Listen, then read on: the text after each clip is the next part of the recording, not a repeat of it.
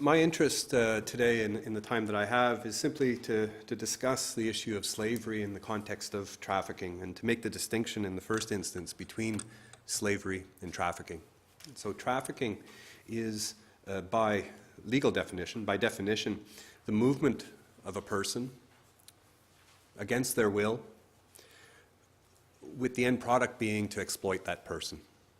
And that exploitation, so the movement taking a person typically across borders, so it's typically an international crime, across borders against their will for various types of exploitation. And the exploitation can be for forced labor, for servitude, for what is in the language of the trafficking conventions, for the exploitation of prostitution, and also for slavery. So there are various types of exploitation. So that's, in the first instance, then, we should make a distinction and to say that slavery is not synonymous to trafficking.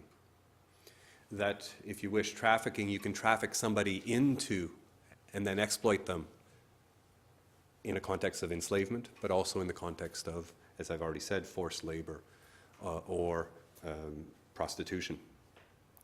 In the UK context, trafficking is rather distinct, I would say. In the first instance, because with regards to forced labor, with regards to slavery, with regards to servitude, what we understand as trafficking holds. The movement of a person into the UK against their will for enslavement. But prostitution is different in the UK context. The definition, the UN definition and the European definition talk about the exploitation of prostitution. In the UK context, we've gotten rid of this notion that a prostitute has to be exploited, that the very nature of prostitution makes it illegal, and the movement of a person, a movement of a prostitute, without any type of coercion. So if the definition of trafficking has three elements: movement against their will for, in this case, prostitution. In the UK context, we've gotten rid of that second element. It doesn't have to, there doesn't have to be proof of against the person's will. And this is quite evident in the first case that's transpired here in Northern Ireland, the Matthias Piss case, in which the individual who was found guilty of trafficking, there was no evidence but for the fact that this individual had picked up two prostitutes from the airport in Dublin and gave those two individuals a hotel, not a hotel, but a room. So that constituted trafficking in the context of the UK. So when we talk even of the UK, many different countries have different interpretations of what trafficking means. Slavery comes from a different source. Trafficking is quite curious in the sense that trafficking emerges, the very notion of trafficking emerges about 100 years ago. And it originally is considered white slavery. It was really something that emerges in a colonial context when the age of steam is just manifesting itself. So you have steam ships and the railway. And white slavery is an attempt to curtail women from traveling on their own for prostitution.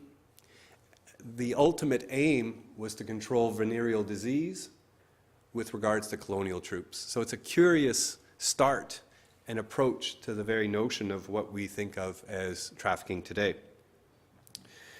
By contrast, you'll know that the source of dealing with issues of slavery emerges from the Atlantic slave trade and the unique position that the United Kingdom had, ultimately in its involvement in the slave trade, but also in the suppression of the slave trade.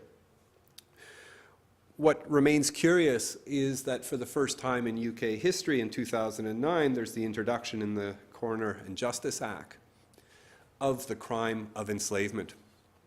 So there's never been a need for the crime of slavery to exist in the UK until 2009. So it's a curious manifestation that we're now seeing for the first time, the need to criminalize slavery in the UK.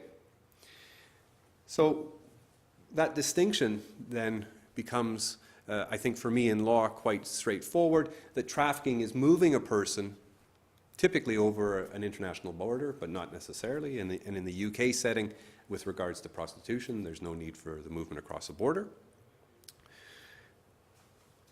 Trafficking is the movement of a person against their will, whereas slavery can be the end product of trafficking, but it can be a crime on its own.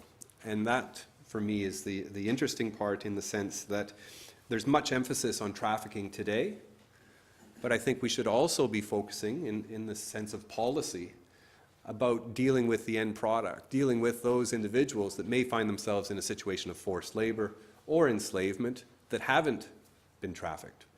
Right? And ultimately what we're talking about is people who are being exploited. In that context, I want to speak a bit about my research. And that has been to bring life to the legal definition of slavery. The definition of slavery is there. It was established in 1926 by the League of Nations, an international definition that was recognized in established in 1926, was opened for negotiation once more in 1956, and again in 2008, and in those two instances, the definition was found to be acceptable, and so it has been affirmed twice. Slavery is the status or condition of a person over whom any or all the powers attaching to the right of ownership are exercised. That definition and the very notion of slavery was throughout the 20th century, so from 26 to the year 2000, was dormant. Those people who had the biggest interest in dealing with slavery, Anti-Slavery International, the United Nations, the League of Nations, said that the definition was no longer applicable, didn't apply. They didn't accept the definition primarily because they wanted to use the language of slavery as an evocative concept, as a kind of to inflate what slavery meant by using it in different ways, and to call things that they were against. So, for instance, in the decolonization process, colonialism and apartheid became slavery, synonymous with slavery. So an attempt to use slavery beyond what its legal and natural borders might be, to use it to evoke in people a kind of visceral sense that this was wrong. And so you can see how the attachment to colonialism, to apartheid, met that criteria. What my interest over the last 10 years is to try to bring back the legal element of it and to hold individuals responsible for slavery by turning to this definition. So the question was, does this definition, can we still use this definition in the context where primarily it has become dead letter law? And the answer is that ultimately yes. So I'll just take you through the context in which it emerges. In the first instance, what I sought to do was to go back and in legal research, if you're unsure of the interpretation of a provision in international law, one of the subsidiary means of trying to establish what the language, what it means, is to go back to the negotiating history. So in 2007, I spent 3 months in Geneva in the archives, finding everything that has to do with the negotiations in 1926, and ultimately published a very thick book of 800 pages that really spelt out it was simply, I was a glorified stenographer, simply writing down what the parliamentarians had said throughout this negotiation process. But out of it emerged an understanding which, and this is really at the heart of the first, let's say, breakthrough, is that generally people said that the definition only applied in de jure situations, in situations in which a person was legally enslaved. But as slavery had been abolished, it was no longer possible for me, for instance, to own Jennifer. So what does that mean? It means that I could not bring, if, let's say, Michael and I had a dispute over who owned Jennifer, we would go to court and a judge would make a determination. In a legal context, so if in a bygone era I would have owned Jennifer, then I could make a legal claim in a court of law. But as slavery was abolished legally, I could never make a claim in a court of law that I owned somebody.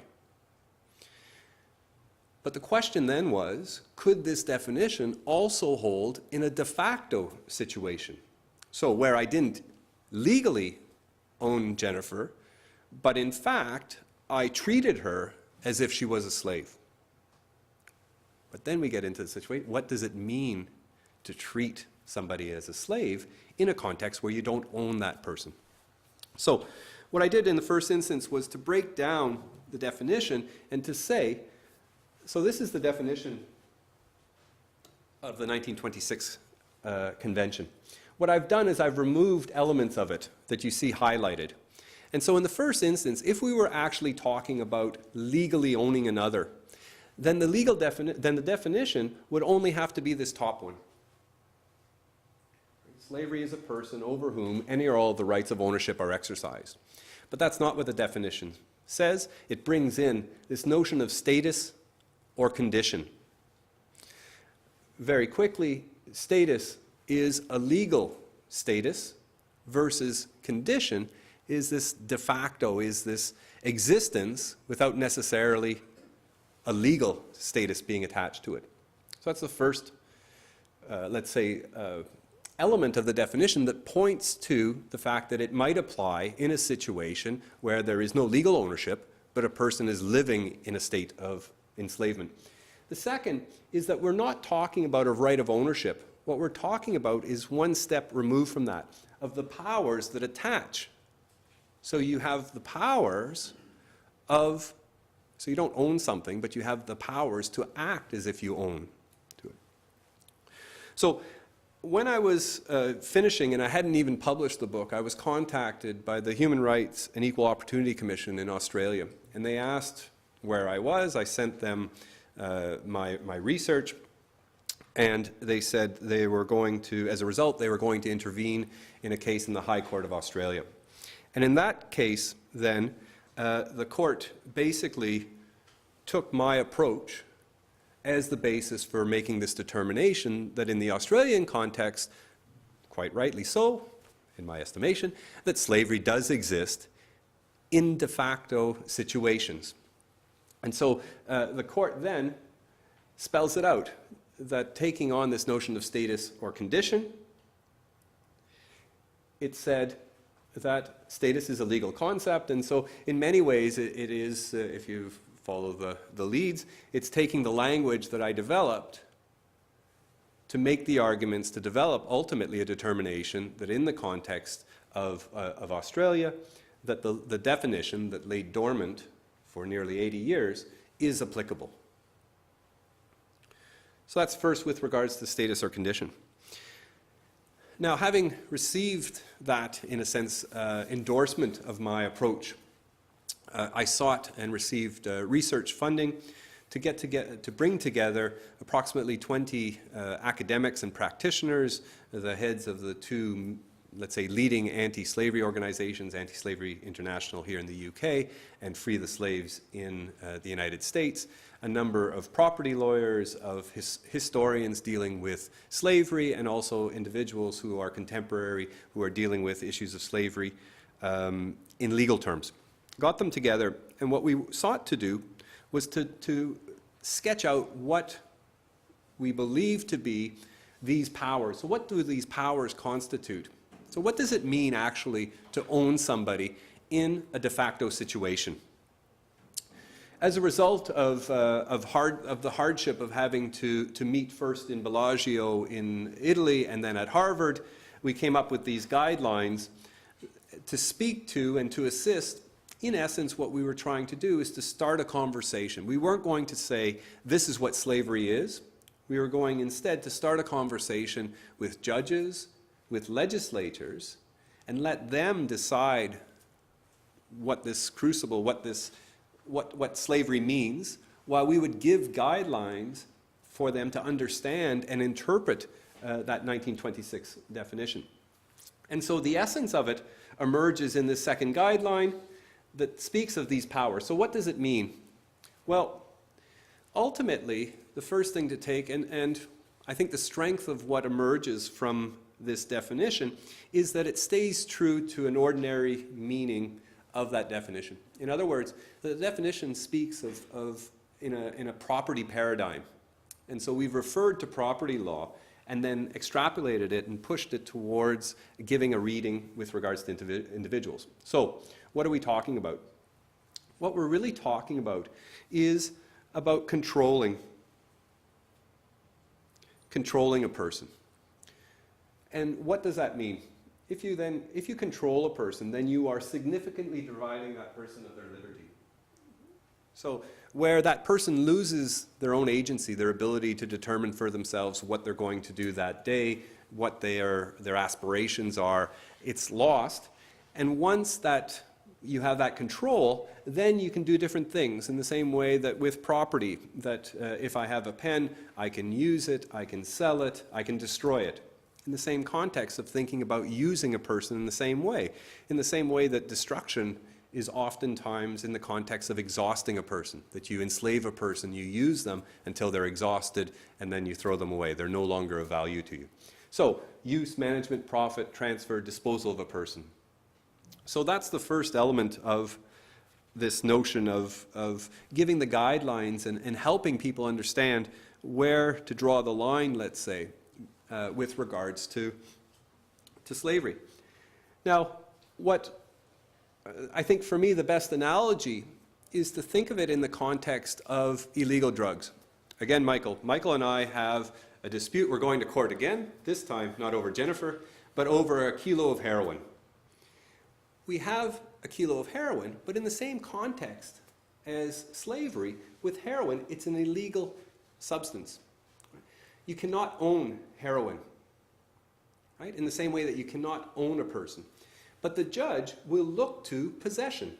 Who controls this illegal substance? Who controls the person? And on that basis, we'll make a claim. So it's not unusual in the context of illegal weapons, of illegal drugs, for this property paradigm to be used to say who controls this illegal substance. In the same way that owning an individual is illegal. But you look to the de facto situation. Who controls and who benefits, etc., etc. So then if we think about it in the context of slavery and individuals, then we have to try to give parameters in which we acknowledge that certain things are not enslavement and others are. And here in the case, for instance, of a footballer, right, there the headline reads that Mario was sold, right? But very few of us would say that, that a professional footballer making thousands of dollars a week is enslaved. And so what's missing in that is ultimately this notion of possession. Does somebody control the football player as if it was a thing that was owned? Right? In this context, the answer is no. That Mario might not like it, but he can walk away. He has a choice. Right? And it doesn't happen so much in the context of footballers in Europe, but with regards to American football, you often have footballers who sit out a year, who say, no, thank you. I don't like this trade. I don't like this transfer. I'm going to sit out a year. And they're of such a valuable commodity, right? We're also talking in the language of a commodity, that after a year, other teams are desperate to purchase this person. So the point being then is that to sell a person in this context is not enslavement. What you need is that control over a person where they have no ability to say no. Another example is to use a person. Right? In the context of labor, in my context, I am told that I have to teach a certain amount on a weekly basis, and it's going to take place in this room. My manager, my head of school, thus manages me in the same context that anybody in employment is managed. They are required necessarily to be in a place at a certain time. We wouldn't say that this is enslavement. What we're looking at then is that extra element, and that extra element is control. You control a person as if you controlled a thing that you owned, that you are the decision maker as opposed to that person, and that's what this loss of agency means, that you decide what that person does, and that person, the enslaved, has no choice. So in this context, you would say that a person is enslaved if that control tantamount to possession is there, and then you use the person, right? They don't have a say.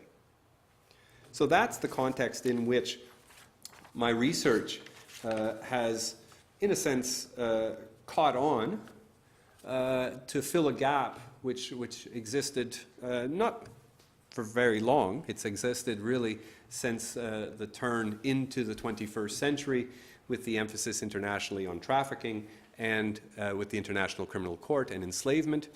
And my job, in a sense, as an academic was, as a scholar, was to go and do the research and try to braze this and give it some life to see if it was applicable.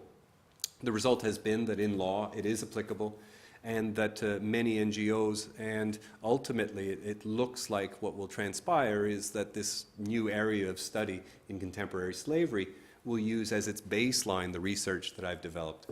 So for me, the opportunity to speak here is, in a sense, to bring it to the attention of also those within the local community, also with regards to policymakers, and to have us think about ways to ensure that if we come into a situation in which a person is controlled to the extent that they have no say and are used or managed, etc., then we recognize that this is a case of slavery. Thank you. What I'm going to talk about is about some research that both Michael and I were involved in, looking at forced labour. Now, the research I'm going to focus on today is in the mushroom industry, but it was part of a wider study into forced labour, which was published by the Joseph Rowntree Foundation.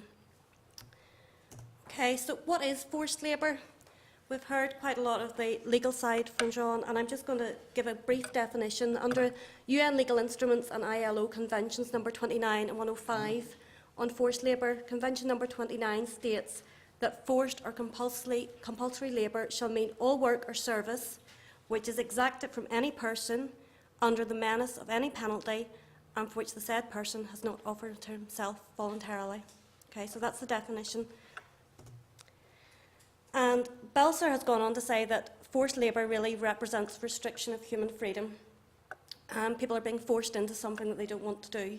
There's a violation of human rights, and it's the exact opposite of decent work or human development. Okay, so that's just setting some of the background. When we were conducting this research, one of the things that we had to set out, first of all, were, well, what were going to be the indicators we were going to look at of forced labour.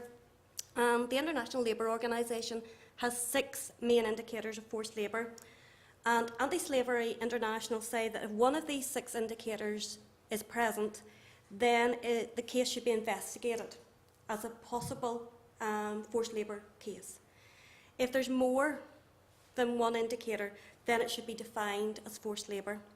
So the 6 indicators: threats or actual physical harm to the worker, restriction of movement and confinement to the workplace or to a limited area, debt bondage, withholding of wages or excessive wage reductions, that violate previously made arrangements, retention of the passports or identity documents that really are keeping the person in the workplace or from the area that they can't have freedom to move, and then maybe threat of denunciation to the authorities. So those were the indicators set down by ILO and the indicators we were looking at as well when we were doing this research. Throughout the literature, there are various elements of forced labour written about, and really Anderson and Rogley outline forced labour as a process which leads from deception into more direct forms of coercion.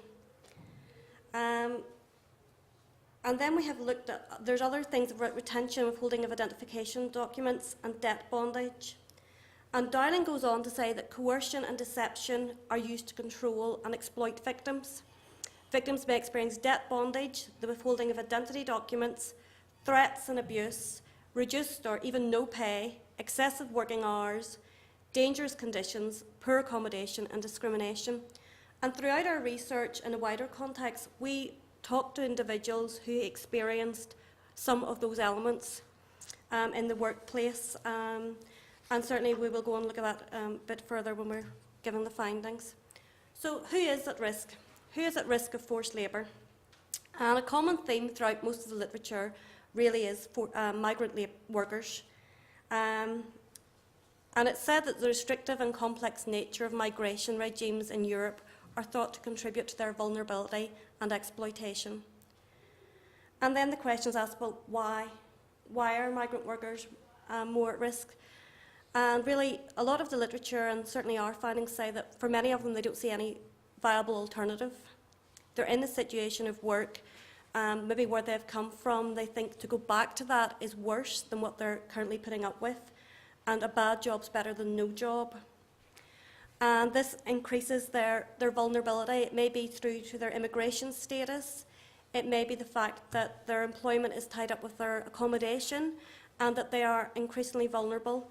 And they may also have poor language skills, that they're not able to understand the English language. If they get their contract or whatever for employment, they're not able to fully understand what that is about.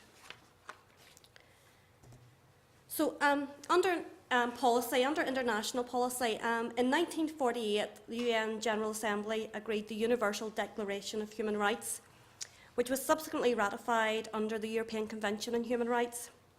And that stated that no one shall be held in slavery or servitude. Slavery and the slave trade shall be prohibited in all its forms. And then there was under the International Covenant on Civil and Political Rights, it says no one shall be required to perform forced or compulsory labour.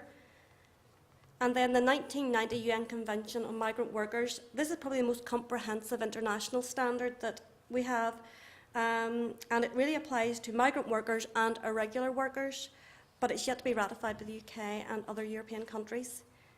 And then under the 1998 ILO Declaration on Fundamental Principles and Rights at Work, this looked at, this really gave universal application and committed all members, even if they hadn't ratified specific forced labour conventions, to start to eliminate forced labour. Okay, so that's some of the international policy. And then some of the UK policy. We've got the Asylum and Immigration Act.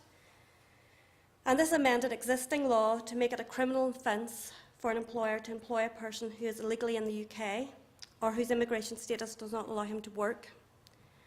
Then the Gangmasters Licensing Act was established, really to register labour providers in the agricultural, shellfish gathering and associate packing and processing sectors. And there was the Gangmasters Licensing Authority, who had authority to revoke the licences. And then the UK government have also given effect to the European Convention on Human Rights in UK law through the 1998 Human Rights Act. And to date, there have been successful claims under Article 54 by women who've been trafficked or held in domestic and forced labour situations. And then, as Sean referred to, this Section 71 of the Coroner's Justice Act 2009 introduces a new offence of holding someone in slavery or servitude or requiring them to perform forced or compulsory labour, and that applies to England, Wales and Northern Ireland and came into force in 2010. So what are some of the issues that are highlighted for victims experiencing forced labour? And as I have said, there can be incidents where they have got reduced or indeed no pay. We also found that there was maybe sometimes long and excessive hours, and this is through the literature, and certainly would be very similar to some of the findings we had as well within our research. Lack of holiday, sick pay or breaks, poor health and safety provision and dangerous working conditions, especially probably maybe in the agricultural sector, poor accommodation, discrimination, abuse, physical or psychological, and probably one of the ones that we find most threats or intimidation, whether they were actual or perceived, among victims.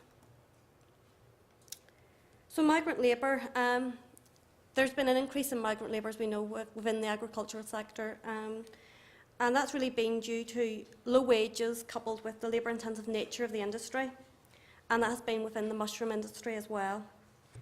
And we've also seen then seasonal work as well. Certainly, while this study was going on, there was another study looking at seasonal work, in particular in Scotland, and that work is still to be reported on.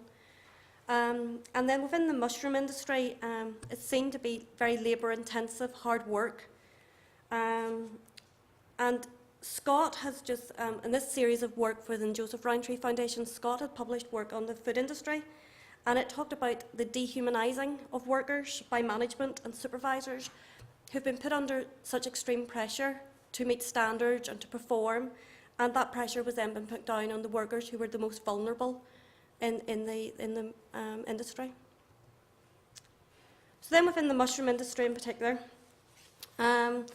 cases of exploitation. And this, quite a lot of the work in the mushroom industry in the Republic of Ireland, which has indicated that workers engaged in mushroom picking are often employed well above their qualification levels, and they have come with skills well beyond what was required. Also, it's found that the location of some of the farms are quite isolated, and then employees are feeling more under intimidation and threat because of where the location is. And the pay tends to be quite poor for the amount of work that is being done. The Equality Commission for Northern Ireland carried out an investigation into agency work, and it uncovered a range of abuses, including that of workers in the mushroom industry, and it picked up on themes of language barriers, inferior terms and conditions of employment, payment problems, and discrimination in general. And as I said, in general, it found that work with mushroom industry was in isolated areas, in rural border areas as well, and that it was mainly for migrant workers, and so there's a number of different nationalities working in the industry. So this study that we're going to report on now included qualitative semi-structured interviews with 17 individuals. Okay? And all the interviews were A8 nationals and A2 nationals, and details of which can be found in your briefing paper in your packs. So research findings. As I say, similar to some of the literature that I've already reported on, one of the things was most of the interviews came to the industry with qualifications and skills and experiences. And can I just say that wasn't just within the mushroom industry, but as a broader context in this research that we conducted, that is what we found. People were coming in with very good qualifications and leaving their home countries to come to Northern Ireland, either maybe under false promises or wanting to be able to get some work because they were unable to get work back home. One of the people that we interviewed, one of the females that we interviewed said, "I was a qualified accountant working in industry. I was a supervisor, a customer service shift manager. Now I'm picking mushrooms." And I remember saying to some of the people I interviewed, why won't you go back? And they said, well, going back would be worse.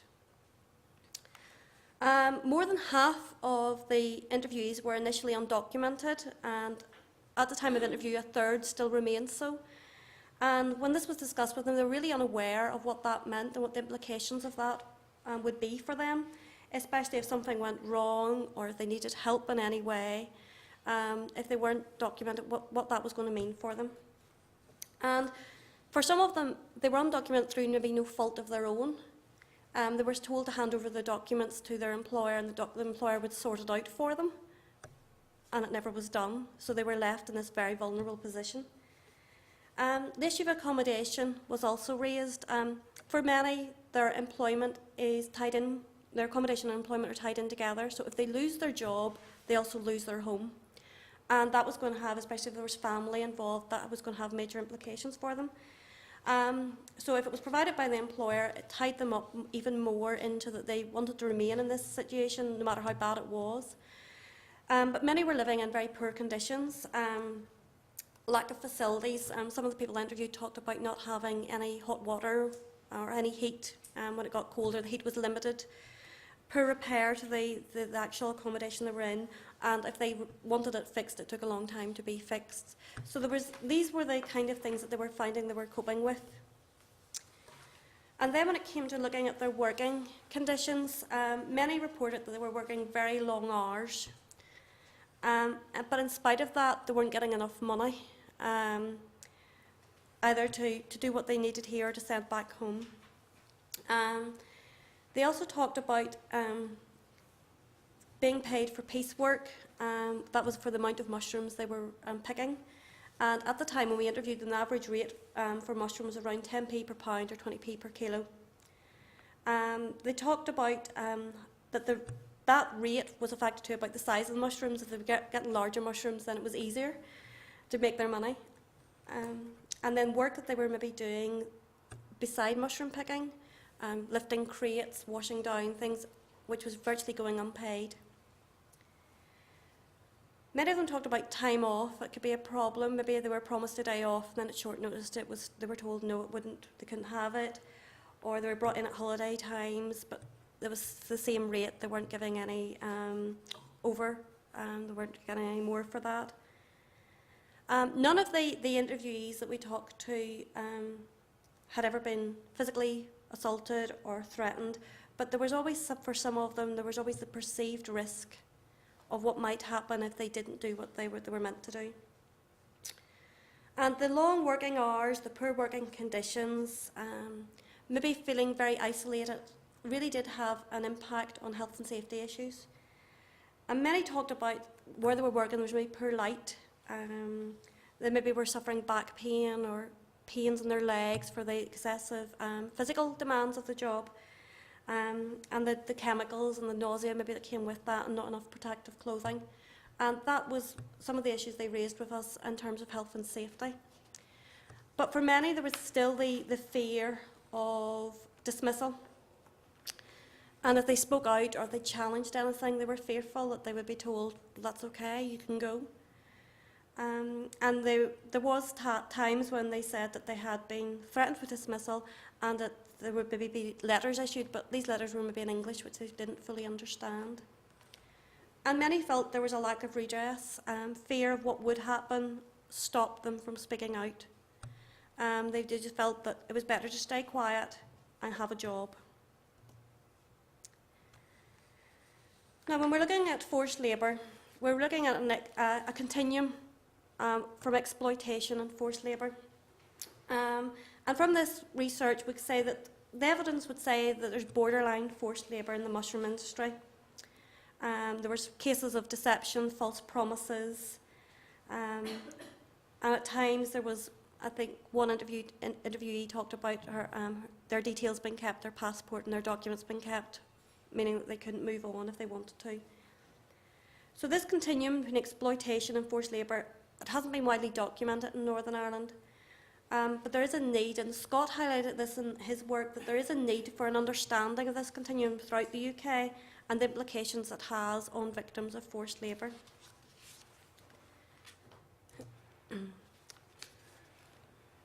Currently, workers are reluctant to complain about their working conditions. They, as I said, prefer to stay where they are in the bad conditions and have no job at all. They feel very vulnerable, and to overcome this vulnerability, there have been safeguards. There needs to be safeguards put in place to ensure that if they do come out and speak up against employers or their situation, that they will not be then felt that they're going to be even more vulnerable and not get a job at all. And I think that all comes around to their status, whether they're documented or not, and how that then impacts on how they feel. And the UK government have been reviewing workplace regulations, and priority should be given to looking at safeguarding and protecting vulnerable workers. So over the past number of years, support networks for migrants in Northern Ireland have increased, and there's now a range of community groups that provide help and advice to migrant workers, but not necessarily in the area of forced labour. However, lessons can be learnt from the Republic of Ireland, where there's a multifaceted approach to dealing with labour exploitation. So you've got the employers, trade unions, government agencies, NGOs, and right-based NGOs such as the Migrant Rights Centre, coming together to look at the situation and work through it. And it has brought substantial changes to the treatment of the workers in the industry. And it was just probably to end with what one interviewee said to us, that they weren't really looking for any special treatment. All they wanted is, we want everything to be so that employers treat workers according to the law with full employment rights. Thank you.